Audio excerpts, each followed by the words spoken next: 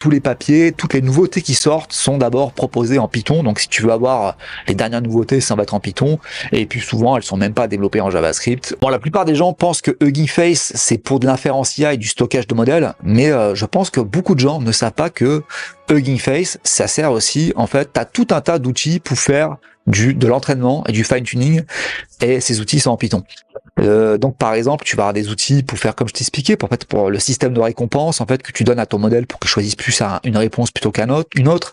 Tu vas avoir des algorithmes spécialisés en fait pour par exemple pour faire en fait fixer la politique d'un modèle en fait. Que, par exemple, avant les modèles étaient plutôt woke, ensuite ils sont devenus moins woke, mais pas trop vite. Ah bah, pour ça on utilise un algorithme qui s'appelle le PPO, créé par OpenAI. C'est ce qu'ils utilisent pour en fait changer la politique d'un modèle, mais pas trop drastiquement pour que ce soit soft.